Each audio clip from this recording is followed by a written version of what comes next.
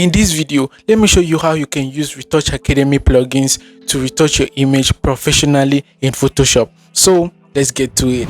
So once you have your picture inside Photoshop, the first thing for you to do is to duplicate the background layer by just dragging it down to this point. So after that, I'm going to locate my Retouch Academy panel. So once I locate it, make sure you click on via Gaussian blur. So I'm just going to click on it. So to know the right radius to use, I'll take this radius to 0.1 and I'll take this other box and sample on any part of the face of the subject. So after sampling it there, I'm just going to adjust this radius till when I can't find the texture on this particular screen right here.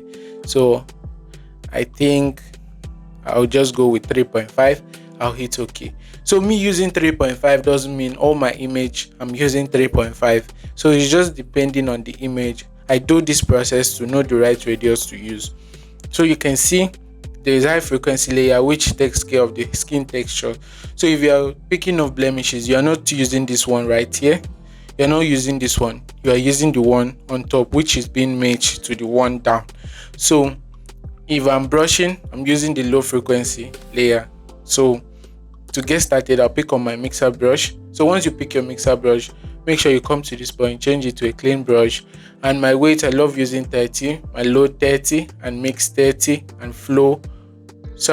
My weight 30, my load 25, mix 30, and flow 25. So once all of that is being checked, I'm just going to start brushing my image just like this.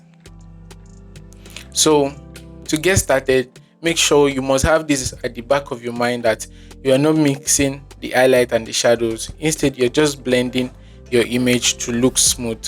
So anywhere there is highlight, you maintain the highlight, and anywhere there is shadow, you maintain the shadows. So I'm just going to brush this image just like this. So also let me show you how to take blemishes off. So select the high frequency layer and I'll pick on my clone stamp. My clone stamp, I love using the opacity at 98. So I'm just going to locate where there is blemishes right at this point. So to pick up that blemishes, I'm going to sample a place there's no blemishes, then I'll replace it in a place there is blemishes. So to do that, just go to where you don't have blemishes, press and hold Alt key on your keyboard, then you click where there is no blemishes, you let go of the Alt key, then you take the clone stamp to where there is blemishes, then you click to replace it. I'm going to still repeat it here. Go to where there is no blemishes, press and hold your Alt key, click on where there is no blemishes, let's go of your Alt key and replace it in the place there is blemishes by just going there to click on it. So I'm just going to use that method to remove blemishes on this image just like this. So you can see this clone stamp work perfectly well for me. There are other tools you can use to pick up blemishes, but I won't be talking about any other tool, just the clone stamp, because it works perfectly well for me. So I'm just going to repeat the same process in removing the blemishes. So also, once you're taking off blemishes, you shouldn't take everything out. You have to leave some just to give your image details. We are just taking off the ones that are too obvious. So that's what I'm doing right here. I'll zoom it out because I can still see where there's blemishes. I'll just leave it here and I'll pick off the blemishes just like this. So for the few things I've done, let me show you the before. This is the before and this is the after. You can see the image is looking smooth already, but let's go back to brushing it. Going back to brushing doesn't mean that anywhere there's blemishes I can still remove. I can still remove whenever or anywhere I see blemishes. So let's just brush this image. So why I'm saying that you don't have to remove all the blemishes before going back to brushing or before starting to brush. So I'm just going to brush this just like this. You can see this point there is blemishes. I'll still come back to the texture layer, pick on my clone stamp, then repeat the same process, remove the blemishes, head back to my low frequency layer, pick my mixer brush, and I'll still continue brushing. So at any point, if you see any blemishes that is too obvious, you can still go back to remove them. So I'm just going to brush this image just like this. And now that I've brushed this other part, you can see there are other stubborn blemishes which needs to be removed. So let me just continue brushing first of all, and I'm going to remove it. So you can see how the image is taking shape. It's looking smooth already, but let's just give it professional touch, and you'll love the outcome. I hope you're getting me. So watch this video very well to see the areas I'm using a clean brush or a bigger brush rather, and the areas I'm using a smaller brush, so you can see.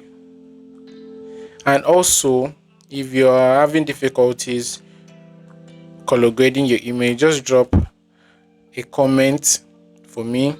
I'll be glad to help you out. And for that, there is a LUT package. There is a link on the description for you to get a LUT package that will help you color grade your image easily and professionally in Photoshop. So just head on to the description, you see the link. So you can see the image is looking smooth already. And let me show you the before. This is the before and this is the after.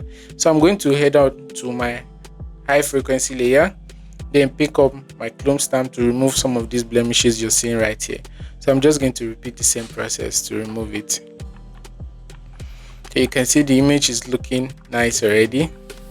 But let's just finish. You really love the outcome of it. So I'm just going to pick them off. I'm not going to pick too much, but just a few of them. So I'll come right here, pick it off, then head on to my low frequency layer, pick on my mixer brush, then I'll just perfect the brushing on the face area just like this. So I'll go to this neck area as well, then I'm just going to smoothen it a bit. I'm not going to do much on this neck area, just so I can keep the image realistic as possible. So I'm just going to smoothen it just a bit, and just doing it like this. So let me show you the before and the after. You can see how smooth it's looking, and just perfect this. I'll still go back to the face area. There are some correction I need to do, just like this.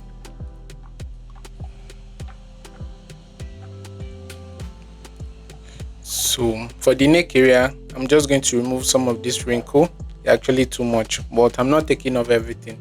I'll still go back to my chrome stamp, then just right click and remove some of the wrinkles right there. Just those two is fine. I'll come back to the low frequency layer, pick on the mixer brush, then I'll smoothen it a bit. Just a bit is fine. So let me show you the before. This is the before and this is the after. So this is the before and the after. So there are some correction I need to do just so my image can look perfect. So I'll just adjust this, zoom it out. I think that view is fine for me.